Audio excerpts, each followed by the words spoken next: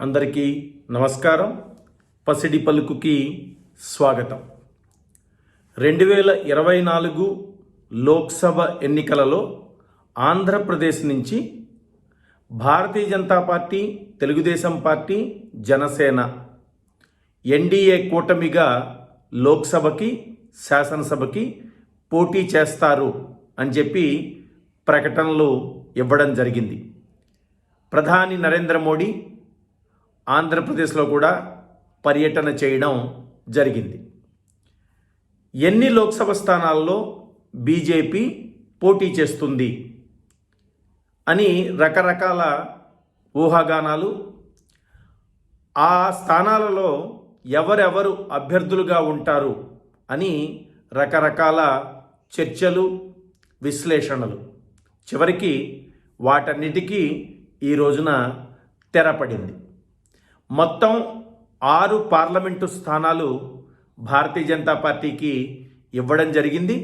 భారతీయ Janata party కేంద్ర ఎన్నికల committee, central election committee 5వ అభ్యర్థుల సూచీని ఈరోజు 111 పేర్లతో ప్రకటించడం జరిగింది. అందులో ఆంధ్రప్రదేశ్లో ఉన్నటువంటి మొత్తం 6 స్థానాలు, వాటి అభ్యర్థులు కూడా తేల్చి చెప్పడం జరిగింది. ఈ 6 స్థానాలు ఏమిటి? అరకు, అనకాపల్లి, రాజమండ్రి, నరసాపురం, తిరుపతి, రాజంపేట. ఈ 6 లోక్సభ స్థానాల్లో భారతీయ జనతా పార్టీ అభ్యర్థులు పోటీ చేస్తారు.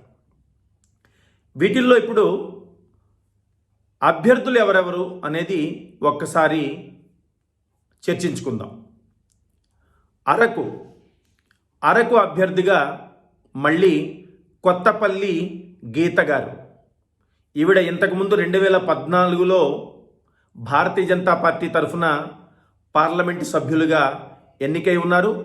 ఇది ఎస్టీకి రిజర్వ్ చేసినటువంటి నియోజకవర్గం. అందులో మళ్ళీ ఈసారి కొత్తపల్లి గీత గారే పోటీ చేస్తూ ఉన్నారు. అనకాపల్లి నుంచి సీఎం రమేష్, ఈయన కూడా ఇంతకుముందు పార్లమెంటు మెంబరు, రాజ్యసభలో సభ్యుడిగా ఉన్నారు. ఇప్పుడు అనకాపల్లి నుంచి భారతీయ జనతా పార్టీ అభ్యర్థిగా ఎన్డీఏ కూటమి మద్దతుతో పోటీ చేస్తూ ఉన్నారు. అసలు విశాఖపట్నమా, అనకాపల్లి అని కొంత చర్చ జరిగింది. విశాఖపట్నం పార్లమెంటు సీటు కోసం భారతీయ జనతా పార్టీ నాయకుల్లో ఒకరైనటువంటి జీవీఎల్ నరసింహారావు చాలా గట్టిగా ప్రయత్నం చేశారు అని చెప్పి మనకి వినపడడం కూడా జరిగింది. కానీ చివరికి విశాఖపట్నం కాకుండా అనకాపల్లి మాత్రమే భారతీయ జనతా పార్టీకి కేటాయించడం జరిగింది. సీఎం రమేష్ అనకాపల్లి నుంచి పోటీ చేస్తూ ఉన్నారు.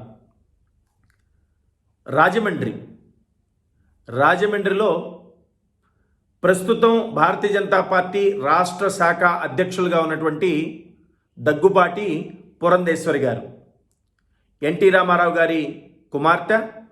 ఇంతకుముందు పార్లమెంటులో లోక్సభలో ప్రాతినిధ్యం వహించినటువంటి వారు. విశాఖపట్నం నుంచి కూడా పోటీ చేసి ఉన్నారు. 2014లో భారతీయ జనతా పార్టీలో చేరడానికి ముందు ఆవిడ కాంగ్రెస్లో పనిచేసి, కాంగ్రెస్లో కేంద్రంలో సహాయ మంత్రిగా కూడా పనిచేసి ఉన్నారు. ఆవిడ రాజమండ్రి నుంచి భారతీయ జనతా పార్టీ అభ్యర్థిగా పోటీ చేస్తూ ఉన్నారు. రాజంపేట రాయలసీమలో ఉంది. ఇక్కడి నుంచి అవిభక్త ఆంధ్రప్రదేశ్కి ముఖ్యమంత్రిగా ఉన్నటువంటి కిరణ్ కుమార్ రెడ్డి గారు, ఈయన భారతీయ జనతా పార్టీ అభ్యర్థిగా పోటీ చేస్తూ ఉన్నారు. ఆయన భారతీయ జనతా పార్టీలో చేరుతున్నప్పుడే చాలామంది అనుకున్నది ఏమంటే, ఏదో ఒక స్థానం నుంచి తప్పకుండా కిరణ్ కుమార్ రెడ్డి గారు లోక్సభకి పోటీ చేస్తారు అని చెప్పని. అదే ఈ రోజున నిజమైంది. అరకు, రాజమండ్రి రాజంపేట, ఈ 3 స్థానాలలో అభ్యర్థులు ఎవరు అనేది పెద్దగా ఎవరికి కూడా ఆశ్చర్యం కలిగించేటువంటి విషయం కాదు. అరకులో కొత్తపల్లి గీత గారు, రాజమండ్రిలో పురంధేశ్వరి గారు, రాజంపేటలో కిరణ్ కుమార్ రెడ్డి గారు, వీళ్ళ ముగ్గురు ఎట్టి పరిస్థితుల్లోనూ పోటీ చేసేటువంటి అవకాశం చాలా ఎక్కువగా ఉంది అని చెప్పి రాజకీయ విశ్లేషకులకి అందరికీ కూడా తెలిసినటువంటి విషయమే. అదే రకంగా భారతీయ జనతా పార్టీ ఆ 3 స్థానాల్లో అదే అభ్యర్థుల్ని ప్రకటించడం జరిగింది. అనకాపల్లి సీఎం రమేష్ గారు విశాఖపట్నంలో భారతీయ జనతా పార్టీకి అవకాశం దక్కలేదు కాబట్టి అనకాపల్లి తీసుకోవడం జరిగింది. అనకాపల్లి తీసుకోవడం జరిగింది కాబట్టి సీఎం రమేష్ గారికి అవకాశం దక్కింది అని చెప్పి చాలామంది అనుకుంటూ ఉన్నారు. ఇక 2 నియోజకవర్గాలు మిగిలి ఉన్నాయి. ఒకటి తిరుపతి, రెండోది నరసాపురం. తిరుపతిలో అభ్యర్థిగా ప్రకటించిన వారి పేరు వెలగపల్లి వరప్రసాదరావు గారు. తిరుపతి ఎస్సీ రిజర్వ్డ్ నియోజకవర్గం. వరప్రసాదరావు గారు ఇంతకుముందు వైఎస్ఆర్సిపి పార్టీ తరఫు నుంచి లోక్సభకి ఎన్నికై ఉన్నారు. ప్రస్తుతం ఆయన ఆంధ్రప్రదేశ్ అసెంబ్లీలో శాసనసభ్యుడిగా ఉన్నారు. ఈ రోజునే ఆయన వైఎస్ఆర్సిపికి రాజీనామా చేసి భారతీయ జనతా పార్టీలో చేరారు. చేరిన 2-3 గంటలకి ఆయన యొక్క అభ్యర్థిత్వాన్ని భారతీయ జనతా పార్టీ ఖరారు చేసింది తిరుపతి నుంచి. అయితే తిరుపతి నుంచి ఆ మధ్యకాలంలో కొన్ని ఊహాగానాలు, ఇంతకుముందు ఎవరైతే ఐఏఎస్ అధికారిని శ్రీమతి రత్నప్రభ గారు ఉన్నారో ఆవిడికే మళ్ళీ సీటు ఇస్తారేమో అని కొద్దిగా చర్చలు జరిగాయి. అయితే 2021లో జరిగినటువంటి తిరుపతి ఉప ఎన్నికల్లో రత్నప్రభ గారికి డిపాజిట్ కూడా దక్కలేదు. కాబట్టి ఈసారి అది కూడా ఒక కారణం ఏంటుంది ఆవిడికి ఆ సీటు దక్కకపోవడానికి. రెండోది, ఈ చర్చలు జరుగుతున్న సమయంలోనే వరప్రసాదరావు గారితో బహుశా భారతీయ జనతా పార్టీ చర్చలు జరుపుతూ ఉంటుంది.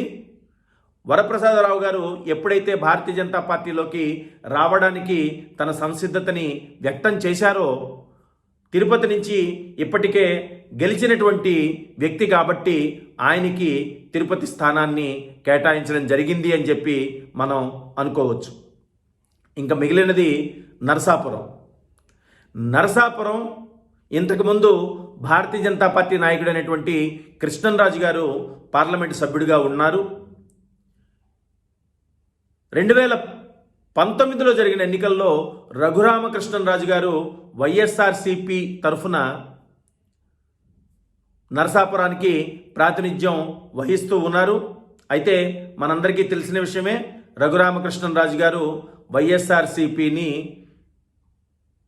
ఎల్లప్పుడూ కూడా విమర్శిస్తూ ఉన్నారు. ఆయన ఎన్నికైన తర్వాత ఢిల్లీలోనే ఉన్నారు ఎక్కువ రోజులు. నరసాపురం వచ్చినటువంటి సందర్భం చాలా తక్కువ.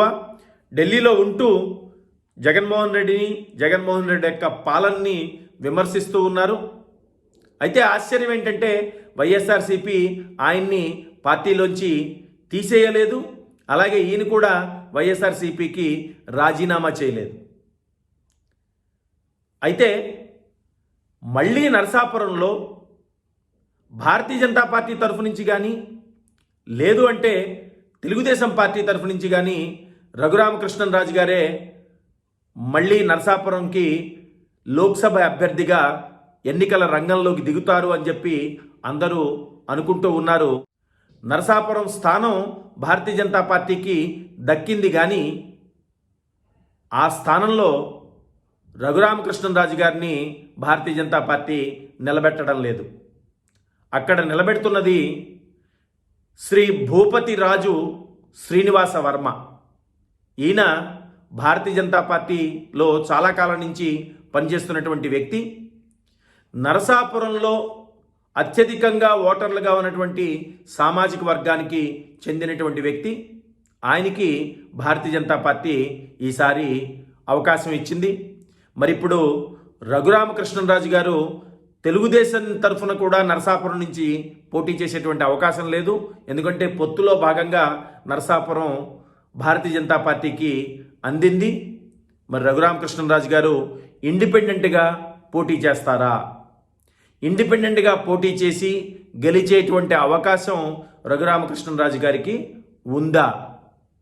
ఇటువైపు టీడీపీ, బీజేపీ, జనసేన ముగ్గురు కలిసి భారతీయ జనతా పార్టీ అభ్యర్థి అయినటువంటి భూపతిరాజు శ్రీనివాస వర్మ గారికి మద్దతు ఇచ్చినట్లయితే రఘురామకృష్ణరాజు గారికి నరసాపురంలో గెలిచేటువంటి అవకాశం ఉందా? లేదు అంటే తెలుగుదేశం పార్టీ రఘురామకృష్ణరాజు గారిని తమ పార్టీలోకి తీసుకుని ఆ చుట్టుపక్కల ఉన్నటువంటి వేరే ఏ స్థానాల్లో అయినా అవకాశం కల్పిస్తుందా? ఇది మనం వేచి చూడాల్సినటువంటి విషయం. అయితే ఈ 6 స్థానాల్లో ఎన్ని స్థానాలలో భారతీయ జనతా పార్టీకి గెలిచేటువంటి అవకాశం ఉంది అని ప్రశ్నించుకుంటే గనక రాజమండ్రి పురంధేశ్వరి గారికి అవకాశాలు మెండుగా కనపడుతూ ఉన్నాయి. అలాగే అనకాపల్లిలో సీఎం రమేష్ గారికి కూడా అవకాశం కనపడుతూ ఉంది. మిగిలిన 4 స్థానాలు వాటి యొక్క ఫలితాలు ఇప్పుడప్పుడే చెప్పేటువంటి అవకాశం పెద్దగా కనపడటం లేదు. ఎందుకు అనంటే ఇంకా 2 నెలల పైన ఎన్నికలకి సమయం ఉంది. ఆ సమయం లోపల చాలా మార్పులు చేర్పులు జరిగేటువంటి అవకాశం ఉంది.